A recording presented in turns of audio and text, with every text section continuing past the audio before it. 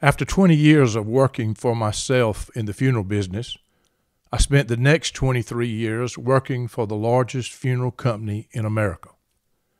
Service Corporation International, with its home office in Houston, Texas, whose annual revenues are over $4 billion, operating in 44 states, 8 Canadian provinces, the District of Columbia, and Puerto Rico, through over 1,900 locations, 25,000 associates employed. I consider myself very fortunate to have been one of the 25,000. I was also fortunate to get to know hundreds, if not thousands, of wonderful people across the country who do an incredible job of serving families at the worst time of their lives, while making sure families take care of the business of death before they face the agony of it. The funeral profession is an honorable way to make a living, and I am very proud to have been a part of it. It is certainly not for everyone. But in my 23 years, the corporate funeral world afforded me another opportunity. I was able to meet and rub shoulders with the senior leaders who are the brains and the heart behind the machine called SCI. I found incredible human beings who were intelligent, thoughtful, and upright. I saw true leadership firsthand and personal. One of those senior leaders who greatly impacted my life and the life of an untold number of others was a man by the name of Steve Mack. He was an imposing figure who seemed larger than life. He was a bona fide New Yorker who was transplanted to Houston to help guide a huge company at a critical time. They could not have picked a better man than Steve Mack. After somewhat of a shaky start that you'll hear about, I somehow found myself directly reporting to Steve for most of my 23 years at SCI. I interacted with him almost daily. The interactions could be at his office on the top floor of the home office, or at results-oriented business meetings and reviews, traveling with him across the country on a company jet, over dinner in one of his favorite places in New York City or Houston or who knows where, long walks at night through places like Nashville or Baton Rouge, and too many telephone conversations to even begin to measure. Sometimes I missed him when he called me. I'm glad I saved this one, not for the content, but just a reminder of my interactions with him. Hey, Bruce, it's Steve. I'm just curious why they got to wait till the end of June. I'll just ask Tidwell. I'm going to see you in a meeting in a few minutes. Okay, take care. Bye. This message arrived. Steve Mack and I could not have been more different. A New Yorker with the accent to go with it, and a South Georgia undertaker with an accent to go with that. He loved New York City. I loved Reynolds, Georgia. You will learn in this podcast that Steve had a knack for seeing in others what most could not see. When he saw the potential of a person, he seemed to be determined to do everything in his power to develop that person. I am certainly one of the recipients of his perception and development. Steve worked hard at getting to know people in his circle on a personal level. There would be many conversations, not only about business, but about personal things. His favorite setting was in an Italian restaurant. When you were lucky enough to be having dinner with Steve in one of his favorite restaurants in New York City, you know you were in for an unforgettable evening. When my wife was having health problems, Steve would call just to check on her. After a few of those calls, I gave Steve her number so he could call her directly. My wife loved Steve Mack. She could not believe that a man with his responsibilities would call her to chat and just to check on her. Anyone that worked for him or with him can relate to what I'm saying. During my tenure with SCI, Steve was not only my boss, who turned out to be my friend, but he was the heart and soul of this very large company. When he passed away in 2015, The newspaper called him a giant of American funeral service. He was certainly that, but he was also a giant to those who knew him well. During the next hour, you will hear from several senior leaders of SCI talking about the impact of Steve Mack in their lives.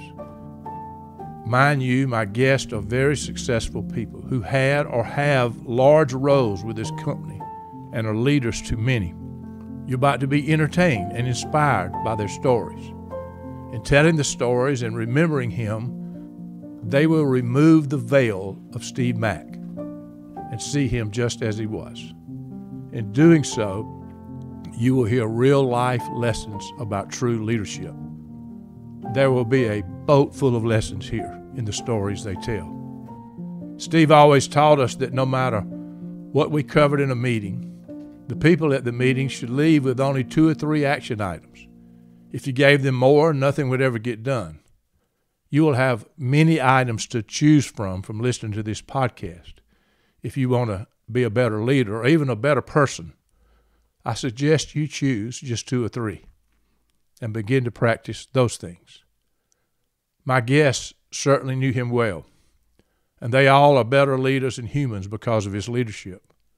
There are many others who would be just as qualified or even more qualified to talk about Steve Mack, and the list of lessons would only get longer, but we have only so much time in one podcast. You will learn that almost 9 years after his passing, he is still missed greatly. Though he is alive in heaven, he is also alive on earth because he is alive in all those he impacted.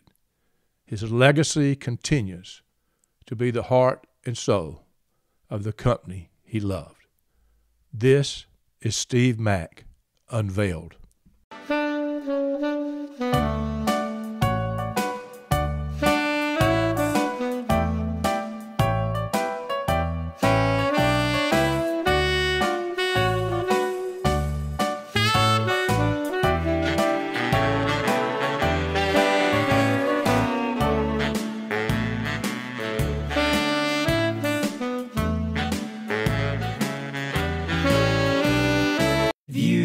Life from a hearse, it could be worse. Laugh, think, and cry with the country undertaker. I met Steve Mack in the fall of 1998. The year before, I had sold my small-town funeral homes to another company, and 8 months later, they sold their company to the largest funeral company of them all, SCI. To be honest, I was not a happy camper. I had several opportunities to do something different, but in the end, I chose to stay with this very large company. That turned out to be one of the greatest decisions of my life. I came on my new company as an area manager, which meant I would be responsible for a group of funeral homes in Georgia. A month or so after SCI took over, I was called to a meeting in Atlanta. I was told I would meet the big boss from New York City. When I got there, the room was set up with U-shaped tables. There must have been 60 to 70 people there. I knew only a couple of them. Steve Mack was sitting at the head table in the middle, and it was not difficult to figure out which one he was. And there was no doubt he was the boss in that room. He was the most intimidating person I'd ever seen in my life. He wore his glasses down on his nose, and he peered over them as he spoke in his New York City accent. It seemed every time I looked at him, he was staring at me. I was trying to be inconspicuous, but it didn't seem to be working. As far as for the content of that meeting, I don't remember any of it 25 years later. But I do remember being in the room with Steve Mack for the first time. By the way, at some point during that day-long meeting, it dawned on me that every man in that room was wearing a dark business suit, except me. I was wearing khaki pants and a sports coat with a colored shirt and no tie. So I learned that is why I was getting the stare from Steve Mack. I didn't get the dress code memo, or I suppose back then it was a fax. But wearing the wrong clothes that day turned out to be a good thing for me. And the fact that I talked with a serious Southern accent was another good thing. Steve Mack would remember me, and he would eventually change my life. I think everybody that rubbed shoulders with Steve Mack remembers when they first met him and the impression they got. I'm Scott Young. I met Steve in 1991 when I was asked to relocate from Memphis, Tennessee, as a manager of Memphis Funeral Home to run the Revenue Services Department in the Atlantic region. And Steve took over the Atlantic region. I moved to Richmond, Virginia on Sunday, not knowing what the next decade, 2 decades of my life would be like. Did not know Steve at all. I moved on Sunday. Steve came to Richmond on Monday. I met him for the first time. Here's this gregarious New Yorker, big smile, handsome-looking gentleman, very professional. And he sits down in this long conference room, and he meets with the entire Atlantic region staff. And he sits and he goes, I don't know much about the South, because the Atlantic region basically had North Carolina, Virginia, etc., right. Washington, D.C. Right. Steve began to go through his little history with the company. And they said, I want to learn about what each of you are doing. He goes, I'd like to start with you, Scott. And I said, Mr. Mack, I apologize. I just moved here yesterday. This is my first day in this office. He pushes himself away from the conference table. He said, what have you been doing? Sounds just like him. I said, what have I gotten myself into? This is not going well. And we go to dinner that night. And we're walking to the tobacco company in downtown Richmond. And he pulls me aside down this alley. He said, today was good. He said, what I said to you is pretty funny, right? I said, not really. I said, I was sweating like a pig. And pigs don't sweat. Steve Tidwell was a close friend of Steve's and Steve's peer in Houston as the senior vice president of the company. Steve, when did you first meet Steve Mack? Yes, so I've known Steve Mack even before joining the company, and he was always such a stately figure, hair perfectly placed, nice suit and tie. But I think the first time I met him when joining SCI, we were in the FBO at the Tampa airport. He made such an impression on me about knowing the business, about having grown up in the business. In fact, our career paths had been very similar. And I was drawn to him and his thoughtfulness, the way he listened, and the way he responded to questions. Yeah, he was kind of an imposing figure too, right? Oh, yes, absolutely. There were times you'd say, this is a gentleman that I do not want to cross.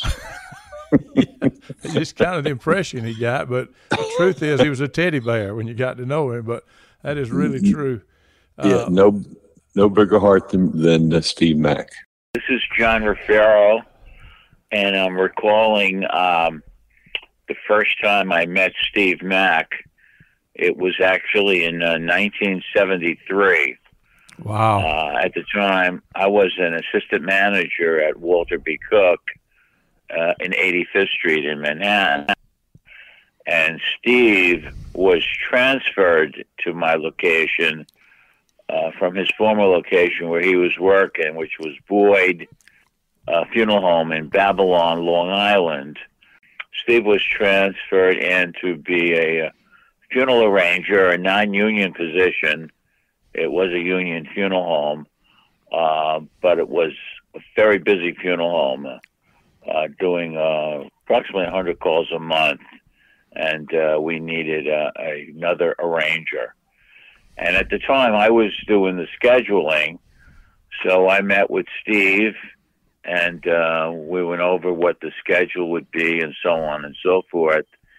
And the funny part of it was we did kind of strike up a good relationship, but within the first 2 months, I sat down with Steve 7 different times to make 7 different schedule changes, and we kind of laughed about it. I kind of apologized, and he understood, and he was very easy to get along with, and we developed a very strong relationship from that point forward. So something I never forget. So that was kind of our first laugh together.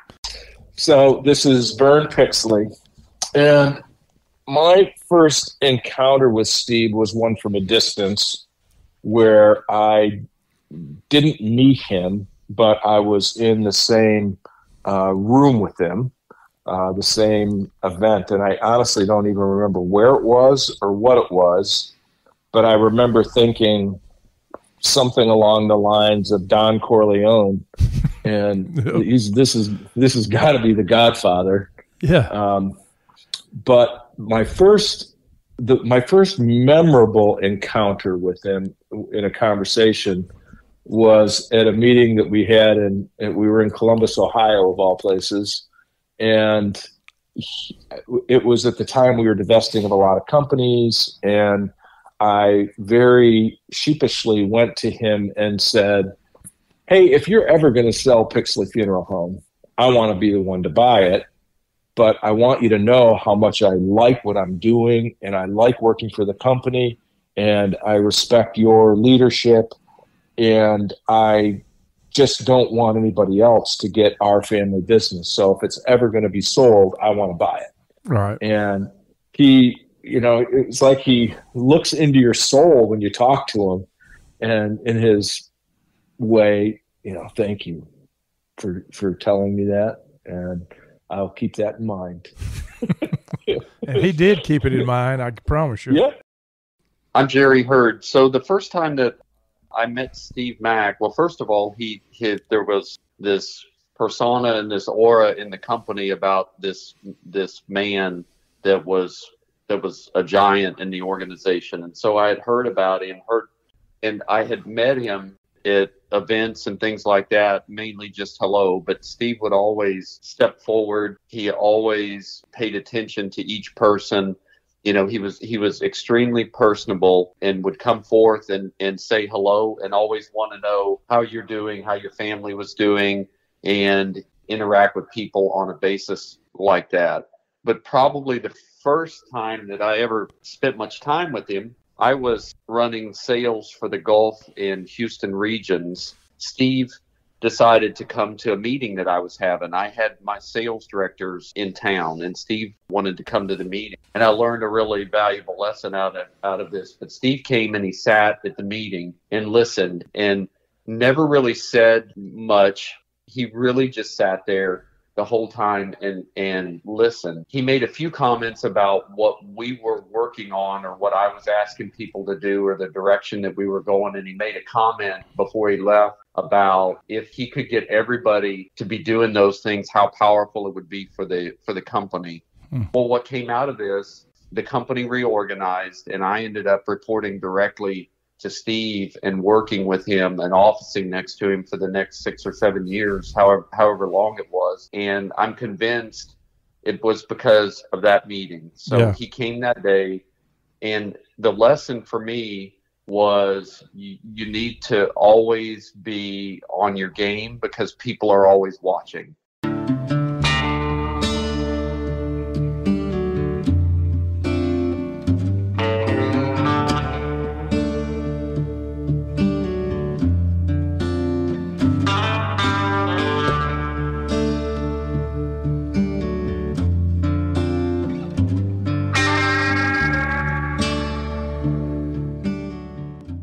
Steve and I weren't necessarily the first ones there in the morning, but we were absolutely the last two to leave. And many times That's true.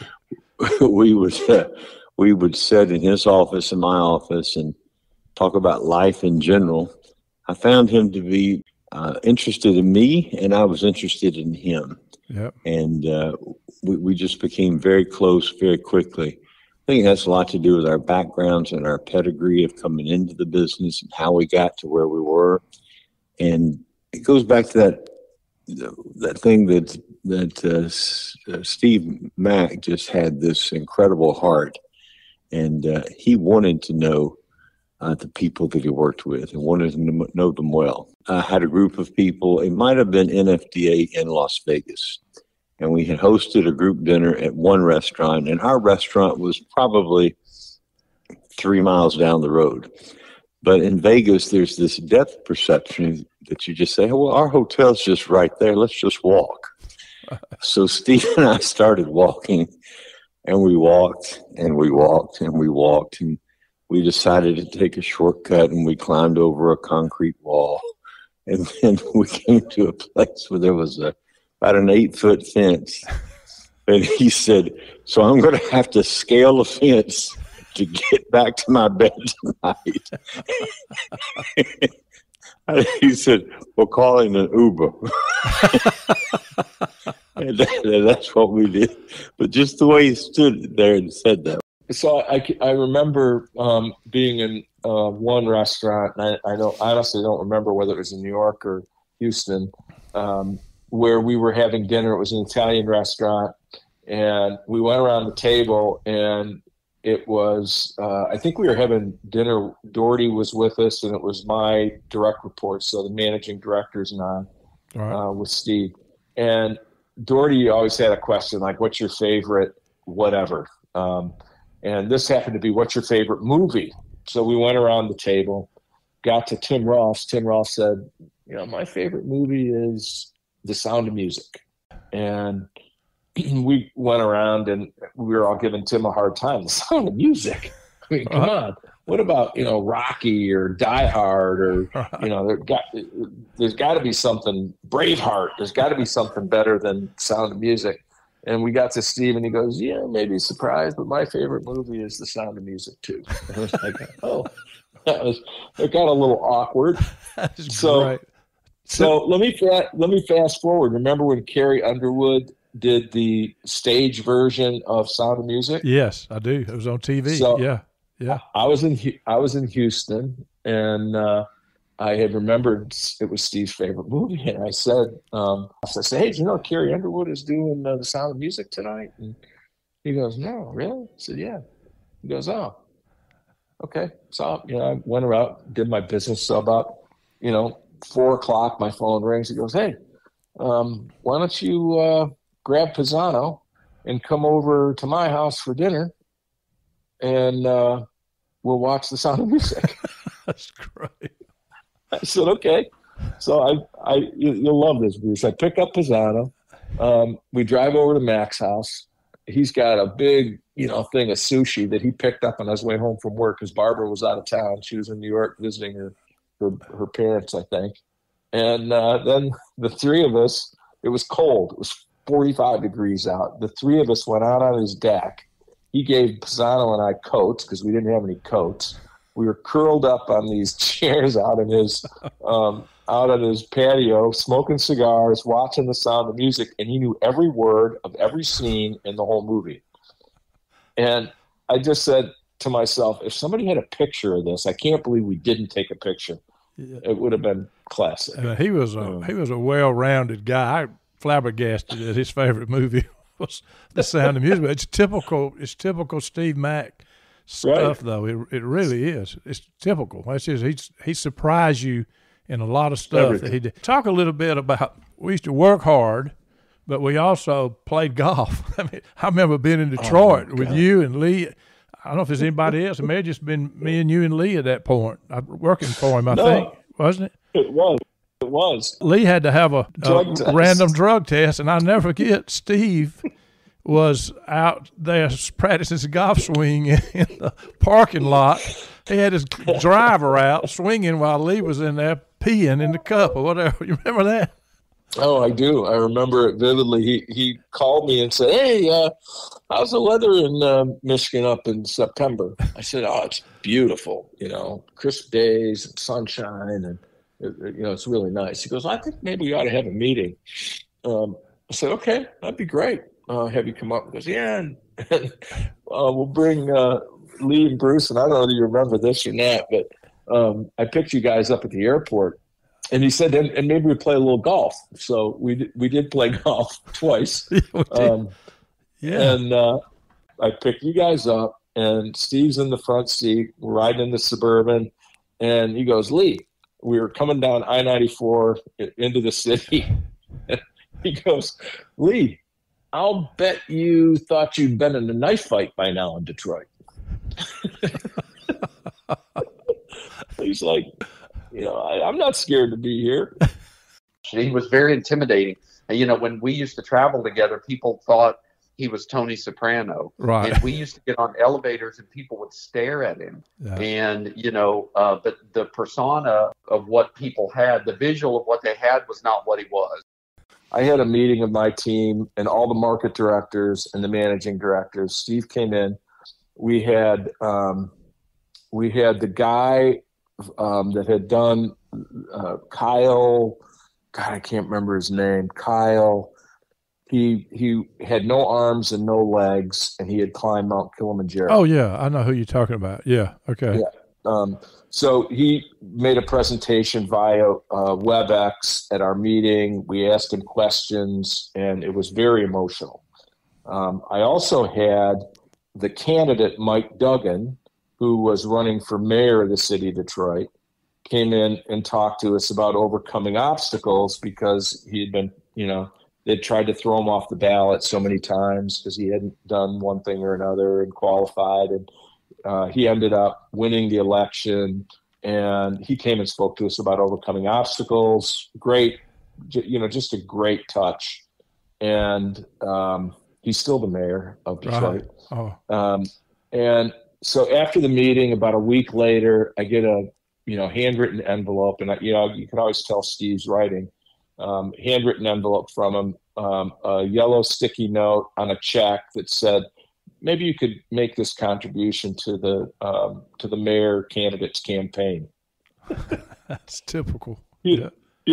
Right out of he was touched by his presentation and followed up like that. You hit on something but these little personal notes he would send you, always handwritten, and that was a touch that he had that not many people do. I mean, it was a word of encouragement or congratulations or whatever. He was a master at that, wasn't he?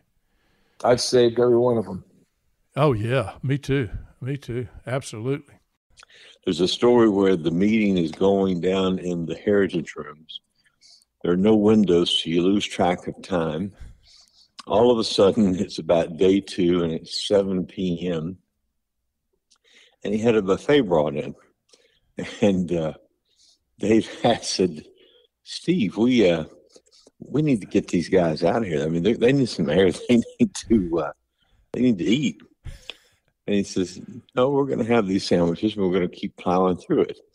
Finally says, there's this steakhouse down the road that I think we ought to go.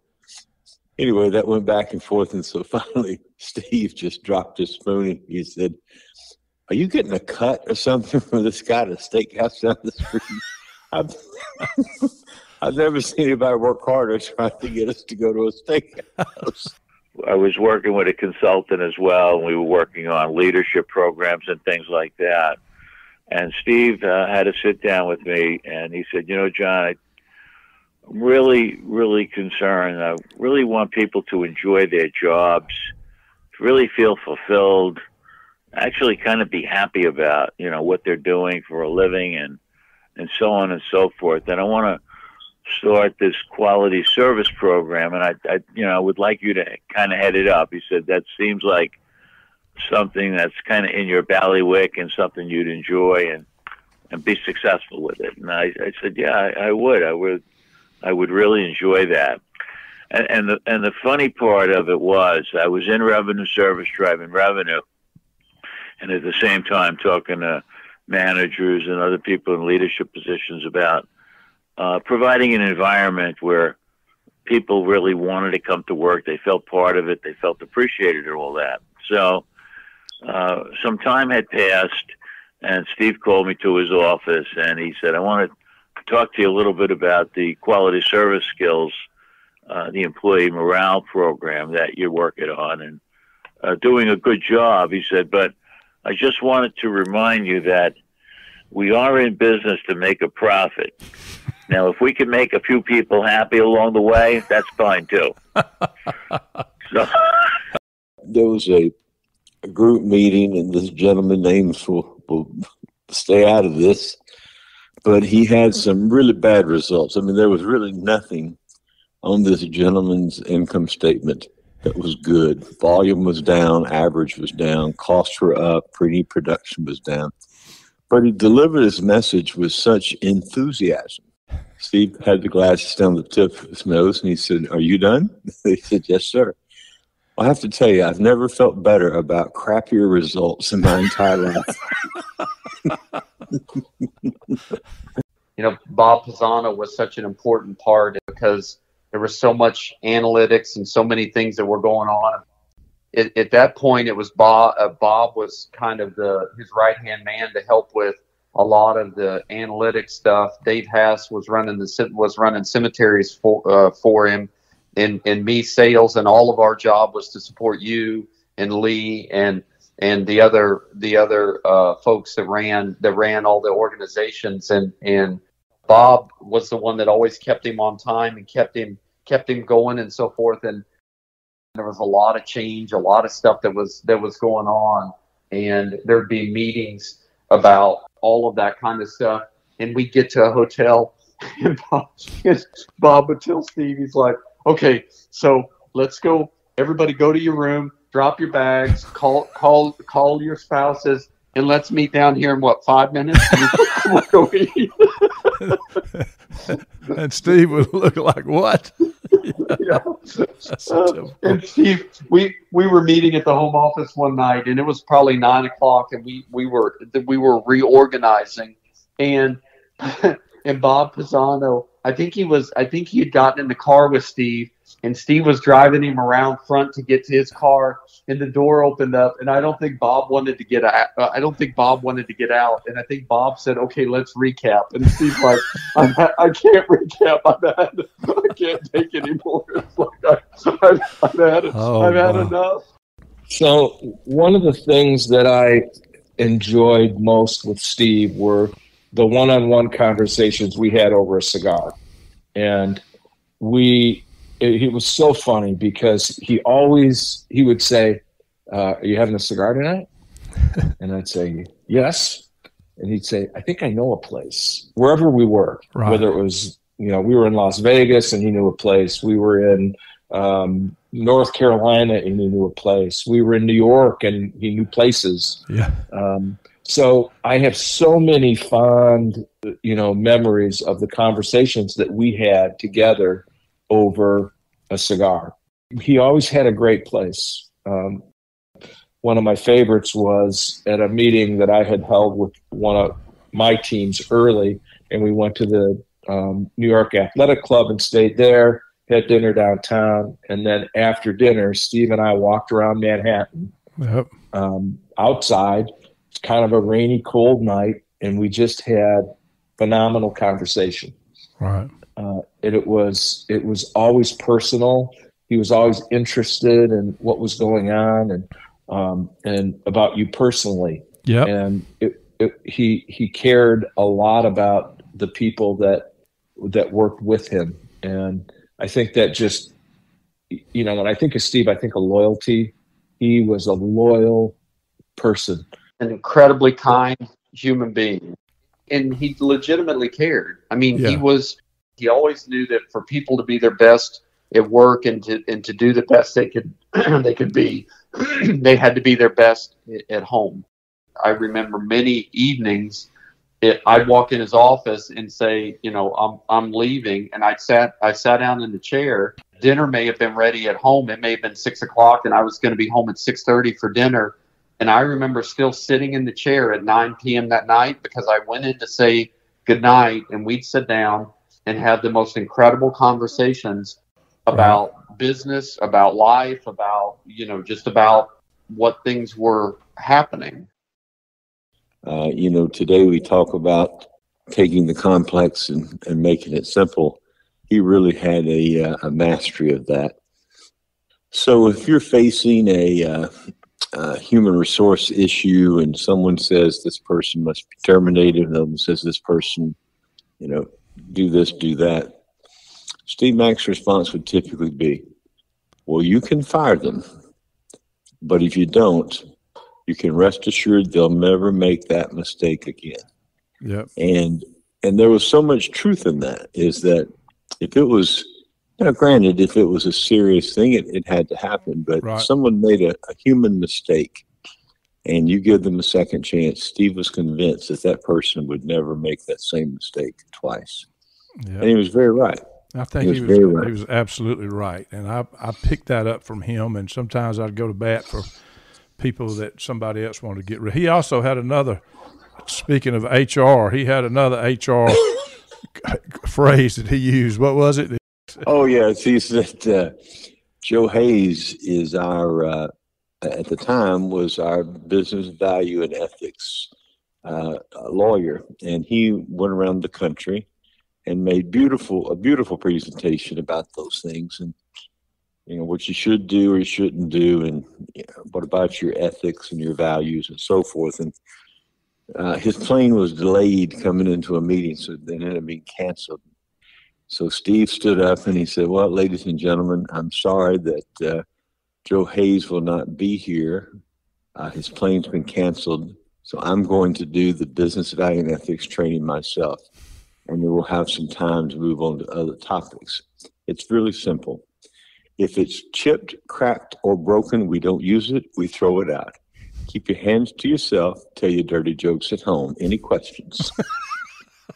He took a two-hour presentation and reduced it to that sentence. Now that's keeping it simple. But that's kind of the way he was. I mean, that's just the way he was, very much to the point, but he was such a people person. He would spend money to do the right thing. He absolutely I don't ever remember him even hinting for anybody to do what was not ethically or morally right, period. I learned quickly with Steve that you could come to him with any problem you were facing or whatever you were dealing with out here, and we had plenty of them. Mm-hmm. But I learned to never go to him without a solution to what my problem was. I would have the problem, and sometimes I'd have two solutions, but I'd never go, because I remember early on, he said, you think through that and let's talk again. And so, in other words, he was empowering me and causing me to make decisions on my own, and I had to do that. He had to have people making decisions to even be successful. He couldn't make them all, right? That's very true, and I think as the company scaled up, that became so abundantly clear to him that he had to surround himself with people that could make good decisions with a lot of thought. And if it was a questionable something, he knew people could come to him and say, I could do A or B or C. I'm leaning towards B for this reason. Tell me if you agree. Right. I mean, that type of thing is something that he was exceptional at. I think the one thing that I remember most about Steve Mack that I'll carry with me the rest of my life, in most organizations, when someone is exercised or angry or wants to make a point, they raise their voice to get people's attention. And Steve Mack never raised his voice for that. He always whispered. What I saw with that is that when his voice went down, people drew in because they didn't want to miss a word of what he was saying. He would only use that loud megaphonic voice when he needed some humor or a little comic relief in the room. And I found that right there was magic. He was right the opposite of what you would normally think. He would whisper when it was time to make an important point, and he would use that megaphonic voice of his to get the room rolling in the floor in laughter. Bruce, you and I have been together for a long time as well, and we talk about him a lot, and he's one of those that I miss every day and think about every day, about his influences in my life. When Dan Garrison came in and when I was made an officer, I walked to Steve's office and he looked at me and he basically said, "Don't say it. It's not me. He's like, it's because of you. It's not me." And I was like, "No, that's just not true." Yeah. So he knew what I was going to say. He was passionate about MIM, and we were just beginning to roll out MIM, and he wanted people to use it. He wanted it in the location. He wanted the movies playing in the staterooms. We were sitting one night in his office, and he said, if there's a movie that's playing in a stateroom, you see a family that looks totally different than if you go into a stateroom and there isn't one. He said, if you go in a stateroom and there isn't one, you have people that are overwhelmed with grief and sadness and loss and despair, and you can see it in their face. You can see it in their body language. You can see it. But if you go into a stateroom and you have the movie playing and you hear them talking different and their body language is different and everything is different. So he was talking about that one night. So it was about 6 months later, he and I are in Lubbock, Texas, and we walk into Rest Haven. The management team there were 6 or 8 people that were there to meet and greet us, and they wanted to show us the facility. And they're walking us through the building. We come down the hallway where the staterooms are. He turned and looked, and inside this stateroom was a group of people, and they had a MIM that was playing in there. The video was playing. And now, mind you, there's probably 8 or 10 of us that are standing in the hallway. And we stood there and looked into the stateroom for a few minutes, and then we started walking down the hall. As we started walking down the hall, he was at the front, and I was at the back, and there were 6 or 8 people in between us. And he turned and glanced back at me. And that glance was him saying, "I told you so." I told you so. Yeah. This is exactly what it was. I told you that's how it is. Yeah. And he had this nonverbal communication that a glance, a look, he might pull his glasses down, and I knew exactly what he meant. A lot of opportunities came my way based on my relationship with Steve. I never met a Steve Mack enemy, ever. Yeah. Through the associates that he was engaged with, friends, anybody who ever met him, he had this engaging smile, ability to let people come into his world. And it was just inspirational every day and every minute that you were around him. Every opportunity you got to talk to him. The days that you and I spent together with him were very, very meaningful, as well as the others that we had an opportunity to do that. We were at a meeting in Peachtree City during my early days working for Steve. It was a big meeting, and all the middle market leaders were there. We were celebrating a great year, but we were also there to plan for the next year. And we met with our market leaders to come up with our growth plans for the next year. Putting those together was quite a process. There was math involved and personal commitments. Steve would hold us accountable to our commitments, and we knew it. At the end of the last day, each of the managing directors had to present the plans they had put together with their market leaders to the big group to make sure we met our required targets. Those were not easy days. If you were submitting pie-in-the-sky goals, Steve and the others could see through it, and you would lose credibility if you did not deliver. If your plan did not get your business unit to where you had to be, you'd be considered as someone who couldn't get the job done. Those could be tense presentations and could be boring to the casual observer whose livelihood was not on the line. Steve always ended those kind of meetings with an inspiring and challenging speech. He was very good at that, and I can tell you when you left the meeting, you'd be ready to run through a brick wall for it. Those were important speeches. The first day of the meeting, Steve had asked me if I'd be willing to say a few words to the group to challenge them if the right opportunity came up. I was shocked at that, but obviously said I would. By the last day, I'd figured that opportunity never would come up. As he was ending that final speech, he was talking about that we should never give up, no matter what obstacles we may face. Then all of a sudden, he stopped. and he called me to the stage to say a few words to end the meeting. I almost fell out of my chair. That was a big deal. I remember receiving a standing ovation that day after I finished. Steve was the first person who stood. My takeaway from that meeting would have a monumental impact on my career. I knew at that moment he trusted me, and I would spend the rest of my career working to develop people who could be trusted. And I knew I could do that only as I empowered them and set them free to use their God-given gifts. Maybe the greatest lesson I learned from him.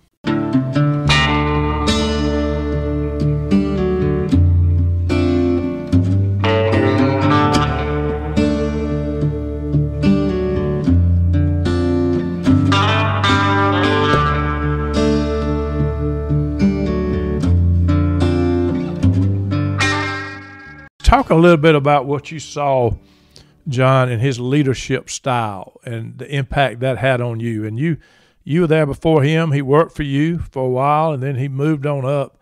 What did you see in his leadership that made him so effective and impactful in your own career? He would always try to bring out the best in people. Whatever point they were, in their career and the way they dealt with things, he would always work on having them become a leader that would find the best in people and bring out what that was. And that was something he did very well. He was a ton of fun to be around, inspirational, but really taught me two very fundamental management philosophies. One was to always listen and display the proper spirit of humility. And what that means to me is you've got to understand other people's perspective and respect it and listen to it and may or may agree with it, but digest it. In the listening capacity, he said, listen to what they're saying. Do not respond. Take it all in, absorb it, think, and count to 10, and then give your answer. Right. So he taught you some really, really fundamental management and leadership, I should say, promises that really inspired me for the, close to 50 years I've been with the company now. Wow. His leadership came shining through during 9/11, and how that was so personal to him as a New Yorker. And yet he was the heart and soul of our company and kept people grounded and focused on what we do every day and why we do it. He had an integrity, and he was always transparent.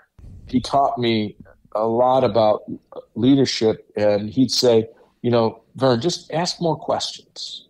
That's what you need to do. Don't have all the answers. Ask more questions. And then when you think you've got all the answers because you've asked enough questions, ask some more questions. I love hearing the stories about how he would spray scent on Barbara's pillows in her bedroom. I mean, what a touch. He was a gentleman. I saw him on numerous occasions. If we would have a business dinner and one of our female employees would be there, and we'd walk out, he'd say, let me walk you to your car. Yeah. Never let a female employee walk to her car alone. Yeah. He led from the front. He never sat on the sidelines. He never stayed in his office when there was work to be done or problems to be solved or issues to be ironed out. Steve led from the front. And he realized that unless he led from the front, it was going to be hard to get others to follow. You recall Steve had some pretty tough areas that were pretty set in their ways, and he had to really lean into it often in order to get people to do what needs to be done. So he was a leader in every respect, and he always led from the front, never from the rear. Talk about a little bit about his dying and his death, because he, just like he lived, he died with much grace. But just talk about what you saw in him as he was working those last days or months, knowing that end was probably happening, and then actually when it finally happened. Just talk a little bit about that. That's what we do, and I think it's important for people to hear a perspective from somebody that was in the inner circle there. Well, I tell you, the thing that, he batted it back once, and his daughter Kate was to be married in a few months, and they actually went in and did the surgery, removed the tumor, treated it, and pretty much had it, I wouldn't say cured, but they had it batted back. And because he always said the only thing he ever wanted to do before he died was walk his daughter down the aisle. And he did that. And he did that with incredible grace. And I have pictures of Steve at that wedding, and he had such a joyous look on his face. He comes back to work a few months later and goes in for a scan, and it has reappeared. And he knew at that stage that he needed to get his house in order. He knew the implications and consequences, but he still came to the office every day that he could. And there came a point where he became immobilized and was in a wheelchair. I remember Barbara taking him to a middle market meeting at a hotel over in the Galleria to speak. And I still have that on tape. I think that was the last time that Steve Mack actually spoke before he went into, basically a comatose state. Right. And because he wanted people to know that there was work still to be done.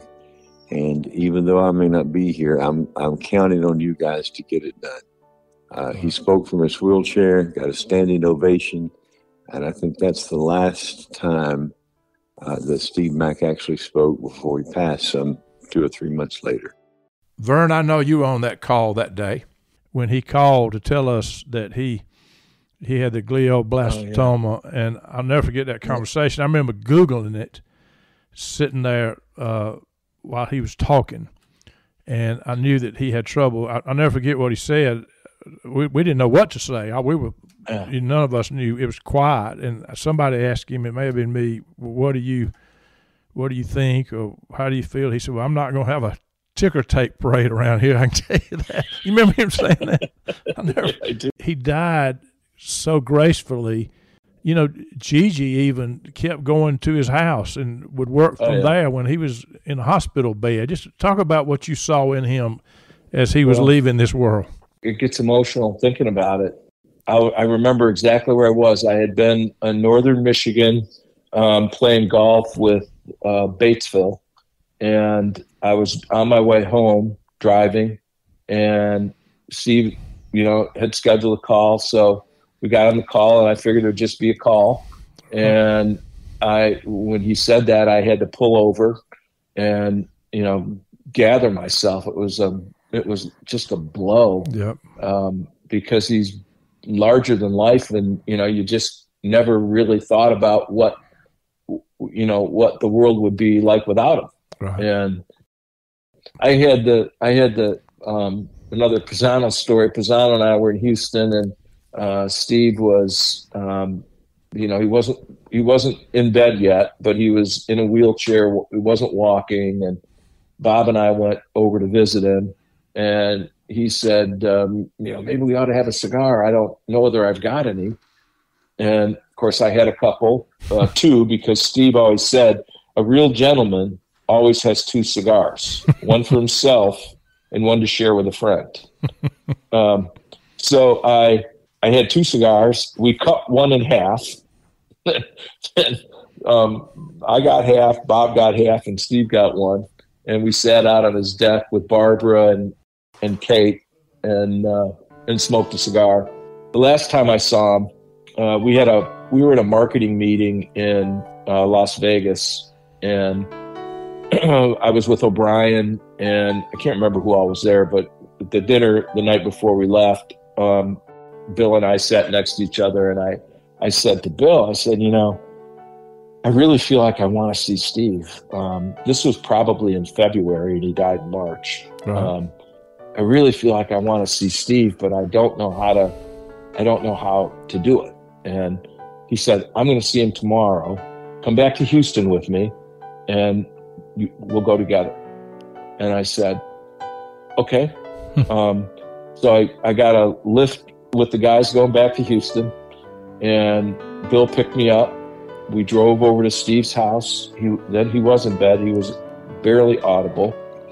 I think he was in hospice at that point, and he was in the last month of his life. And Bill gave him communion, and the three of us sat in his room and prayed with him, and held his hand. And it was, it was a moment I'll never forget. A few months before Steve died, Kathy and I were in Houston. Steve had been admitted to MD Anderson Hospital, and we'd heard about it and was not doing well. But when we got to his floor of the hospital, the nurse told us his wife had gone downstairs to get something to eat, she thought. We were trying to decide whether to wait on Barbara or to go on in or whatever, and we were standing at the door when a nurse opened the door to come out. I was standing at the door when it opened. They were obviously changing the bed sheets on Steve's bed. They had Steve on his side, and he was facing me. I knew he saw me. I'd not seen him in several months, and I was shocked, to say the least. I'm sure Steve could see that on my face. We quickly stepped back in the hall, and the nurse came out and told us to give him a few minutes, but Steve wanted to see us. When they were finished and told us to come in, Kathy and I walked up to his bed. I really did not know what to say. This bigger-than-life man who had impacted so many and impacted me so much was so vulnerable and helpless. I awkwardly asked him how he was doing. His speech was weak, and we almost could not understand him. He was obviously not well. Having no idea what to say, I asked him if I could say a prayer for him. Kathy and I moved closer to the bed, and I put my hand on his hand and gave him what was a very weak attempt to pray for this incredible human being. I saw tears coming down his cheeks, and tears were dropping from my eyes. When I ended the prayer, I realized that Barbara had come in the room while I was praying. Steve thanked me and told me the doctor told him he had only a 5% chance to live. Barbara walked up to the bed and said in a gentle way, "Steve, I thought the doctor this morning said you had a 10% chance to live." I replied, I think Steve decided his chances had been cut in half after my prayer. As sick as he was, Steve laughed, and he laughed. It was the same laugh I'd seen many times before, and it did my heart good. This was the last time I saw him alive. I told that story at his funeral in Houston a few months later. I recollected the first time I met him and the last time I saw him. I had come full circle with Steve Mack.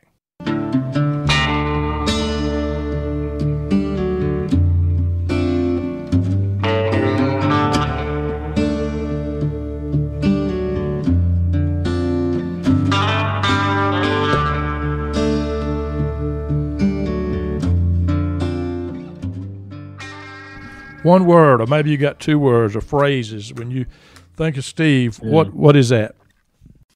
Passionate about life. He was passionate about his family that he loved dearly, and he was passionate about the people he worked with and the company that he loved dearly. And he put everything he had into those things all the time. What an extremely intelligent individual. His perception of things and how they turn out and what to do, when, where, and how in difficult times, he always seemed to have the answer. And he did it in a very, very gentle way. In a personal way, it is gentleman. He was always, always a gentleman. Professionally, intentional. You know, he was never unintentional about what he said or how he did what he did. Champion. That's a champion not only for this profession, for his family, and for those that worked with him and for him. He was just a champion. Everything that he was involved in, he wanted to make a difference, and he did. Love. His love for his family, his love for his associates that he was privileged to work with, his love for the company, SCI, and what they afforded him, the opportunity, his friends. He always had this glowing respect for people, right, and his passion to deliver quality service throughout the organization. I just walked into our pantry and I have his photo tacked up to the wall. And it's the prayer card that was given to us at his passing, you know, Stephen Michael Mack. And I go in there on every morning just to be inspired to go and do what I do each and every day and remember his legacy and what he taught me. This was his favorite saying. You can get almost anything done if you don't care who gets the credit for it. And that's on the back of that picture.